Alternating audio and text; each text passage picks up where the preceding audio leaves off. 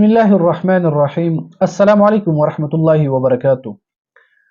انتہائی واجب الاحترام حضرات مسلمانانو دوستانو، نن انتهایی اهم یو موضوع باندې یو څو خبرې کول غواړم. هغه د جمهوریت موضوع ده او نن د جمهوریت بالکل وضاحت کول غواړم، ځکه چې په هر یو مسله کې چې کله د یو مسلې تعلق دینی اسلام سره راشي یا په هغه باندې دینی اسلام له طرف یو حکم لګول غواړي، نو هغې دپاره اسلامي تعلیمات او د اسلامي قوانین او ضوابط ما تحت هغې فیصله کول دا انتهایی لازمي او ضروري ده. دویمه خبر دا یاد ولرئ چې په ملک پاکستان کې بعضې داسې خلک دي چې هغه پنجپریان هم تاسو ورته ویلی سئ او نور هم داسې خلک چې هغې جمهوریت ته کفر وایي او جمهوریت باندې رد کولو سره سره د جمعیت علماء اسلام ډیر زیات مخالفت کوي. نن د هغه خلکو په باره کې او د جمهوریت حوالې سره وضاحت کول غواړم چې بای د جمهوریت تاسو تر اوسه پورې پیژندلې نه ده چې آیا جمهوریت څه ته وایي. او دلته یو بله خبر تاسو یاد ولرئ چې څومره خلکو نه هم موږ پوښتنه کوو چې بای جمهوریت ولې کفر ده، نو موږ ته جواب څه میلاویږي؟ فلانکي کس ویلی دی، فلانکي مشر ویلی دی. نو آیا دا خبره کول چې د فلانکي مشر په بنیاد باندې دومره یو سخت اقدام کوي او دومره مضبوط فتوه لګوي، دا په شریعت کې جایز ده او که نه ده؟ قرآن مجید خو موږ ته دا نه وایي چې کله د یو مسلې په باره کې تاسو پوښتنه کوئ نو چېرته د مشر نه وکئ یا د خپل د مسلک او د مذهب یو شخص پرست یو انسان نه وکئ. نه، رب العالمین فرمایي فاسألوا اهل الذکر ان کنتم لا تعلمون، د اهل ذکر نه تاسو پوښتنه وکئ. نو انشاءالله د جمهوریت وضاحت به دې طریقې سره وکړو چې اصل کې د لفظ د جمهوریت چې تاسو وګورئ دا اصل کې د لاتینی ګریک زبان نه منتقل شوی ده او جمهوریت اصل کې ډیموکریسی ته ویلی سي او د ډیمو په معنا د عوام او کریسی په معنا د سیستم آف ګورنمنت، یعنی عوام کی حکومت د عوامو حکومت. دویم که چېرته تاسو د جمهوریت تعریف وګورئ چې آیا د جمهوریت څه ته ویلی شي، نو یونانی مفکر هیروډوټس هغې د جمهوریت تعریف په دې ډول سره کړې ده چې جمهوریت ایک ایسی حکومت ہوتی ہے جس میں ریاست کے حاکمانہ اختیارات پورے معاشرے کو حاصل ہوتے ہیں. چې جمهوریت یو داسې حکومت ده چې په دې کې د ریاست حاکمانه اختیار هغه د معاشرې ته حاصل وي. دا د جمهوریت یوه معنا ده. دویمه معنا چې کم خلک جمهوریت ته کفر وایي هغه خلک دا معنا رااخلي چې دا معنا او دا تعریف د امریکې یو صدر ابراهام لنکن هغې دا تعریف کړې ده چې ګورنمنت آف د پیپل بای د پیپل فار د پیپل، یعنی عوام کې حکومت عوام پر عوام کې ذریعه د عوامو حکومت د عوامو د پاره د عوامو په ذریعه باندې دې ته جمهوریت ویل کېږي. نمبر 3 د جمهوریت کم تعریف چې مونږ کوو، کم مسلمانان چې کوم تعریف کوي او مونږ چې ورته کفر نه وایو، هغه تعریف مونږ په دې ډول سره کوو چې ګورنمنت آف د الله رول آف د پیپل بای د پیپل، دا مونږ د جمهوریت تعریف کوو. دین علاوه نور تعریفات هم زه تاسو ته وایم چې د خلک اصل کې دیو د کوهي منډک دی، بس یو تعریف د جمهوریت ولیدل او د کفر دغه فتوی شروع کړله. بای کتابونو مطالعه وکړه چې د جمهوریت څومره تعریفات دی. بل تعریف د جمهوریت چې تاسو قراردادي مقاصد وګورئ هغې کې لیکل شوې ده چې عوام الله تعالی کے احکامات کے نفاذ کے لیے نمائندہ مقرر کریں گے. دا دومره خوندور تعریف دی چې بالکل د رب العالمین د کتاب او د سنت نبوي صلی الله علیه وسلم موافق په قراردادي مقاصد کې ذکر کړی شوی ده. باید چې کله هم یو څوک د الله رب العالمین دغه شرعي نظام قائم کول غواړي نو دې دپاره به د یو نماینده ضرورت به وي او هغه نماینده مقررول دې ته جمهوریت ویل کېږي. دې نه علاوه په دې موجوده دور کې که تاسو وګورئ محقق العصر د دې دور مجتهد دی، هغه شیخ الاسلام مفتی محمد تقی عثمانی حفظه الله، چې باید هغې نه زیات د یو چا نظر به څومره ګهرایي ته رسي هغه خو د علومو بحر دی او د کتابونو په معنا او په مقصد او په خلاصه او په دینی امور باندې ډېر پوهه لرونکی انسان دی چې هغه نن سبا په بین الاقوامي سطح باندې د ټول عالمي دنیا په سطح باندې هغه شیخ الاسلام تسلیم کړی شوی ده.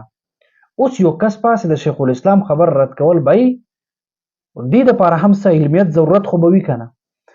شیخ الاسلام حفظه الله هغه فرمایي یو کتاب یې جوړ کړی د اسلام اور سیاسی نظریات، هغې په صفحه نمبر 80 کې هغې ذکر کړی ده چې جمهوریت څه ته ویل کیږي. فرمائی ایسا نظامی حکومت جس میں عوام یا عوامی رائے کو کسی न किसी शक्ल में हुकूमत की पॉलिसियां तय करने के लिए बनाया गया हो. یو داسې نظامی حکومت چې هغې کې د عوام یا د عوامي رایه څه ناڅه شکل کې د حکومت پالیسي جوړولو کې هغې یو کردار وي، مطلب پالیسي طی کولو کې دغه عوامو دغه رایه دپاره دغه پالیسیانې طی کولو دپاره دا جوړ کړی شوی وي. لکه اوس علامه شیخ الاسلام مفتی تقی رحمه الله په دې باندې نه پوهېدو نعوذ بالله چې باید دا جمهوریت کفر دی.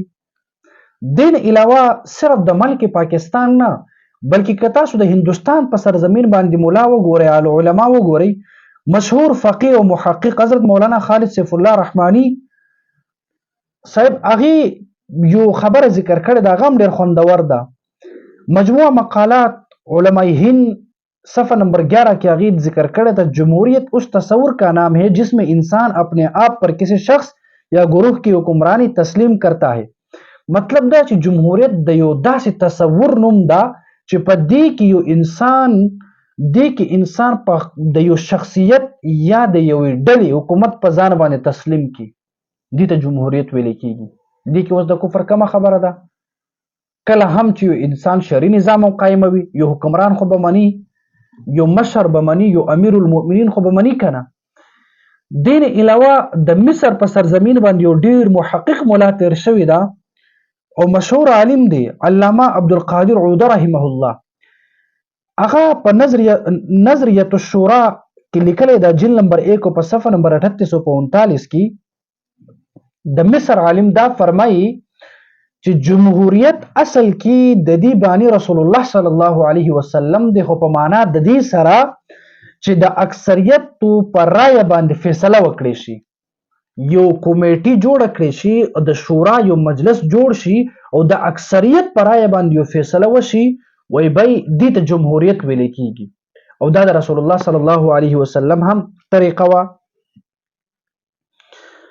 وس چې د جمهوریت معنی دغه ده، نو دلته د وضاحت دپاره به تاسو ته یو خبره وکړم چې اوس کوم ښه خلک وي هغه به د جمهوریت معنا او مقصد او مراد د جمهوریت د لفظ نه ښه معنا به راخلي، څوک چې بد وي هغه به بد معنا راخلي. د دې مثال به تاسو له داسې درکړم چې شیخ محمد امین صفدر اوکاړوي رحمه الله هغې به دا جواب کول غیر مقلدینو په حق کې چې بای غیر مقلدینو به اعتراض وکړله چې دا تقلید چې کوم ده د قلادې څخه ده او قلاده خو دې ته ویل کېږي چې د یو زناور په دغه غاړه کې یو پړی او یو رسۍ اچول، دې ته دې معنی دا ده. نو اوکاړوي رحمه الله ورته خوندور جواب دا وکړه چې تاسو زناور یې ځکه د زناور والا معنا تاسو اختیاروئ او دا خوښوئ او دا معنا را اخلئ د قلادې او د تقلید نه تاسو دغه معنا او مراد اخذ کوئ. وای مونږ انسانان یو، مونږ به د انسانانو دغه معنا دا به مونږ را اخلو. لکه د تقلید یوه معنا دا ده چې د انسان په غاړه کې پړی نه بلکې هار اچول.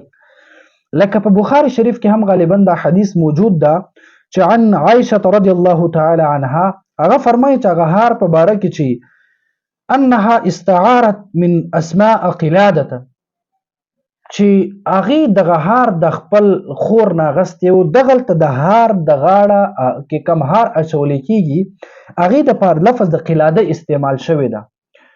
اوس وګورئ د تقلید تقلید چې د قلادې نه دی، دغلته د قلاده معنا دا هم راځي د غاړې هار او د زناور په غاړه کې یو پټ اچول. اوس غیر مقلدین د زناورو معنا راخلي او موږ د انسانانو خوندور معنا چې د احادیثو نه ثابت دی هغه راخلو. هم دغه رنګې د جمهوریت په دغه تعریفاتو کې چې کوم بد خلک دي لکه امریکا کې کوم خلک دي هغه به بد معنا را مراد راخلي او مونږ به ښه معنا مراد راخلو. اوس آیا د دې ثبوت شته که نه چې مونږ د جمهوریت معنا او مقصد ښه راخلو او امریکې والا بد راخلي؟ بالکل د دې واضح ثبوت شته. هلته نظام کفري ده. دغلته پاکستان کې چې کوم نظام اگر په نظام باندې عمل نه کیږي لیکن نظام اسلامی ده، قرآنی ده.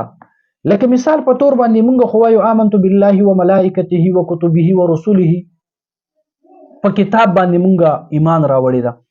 نو آیا په کتاب باندې کم یو مسلمان نن پوره عمل کوي؟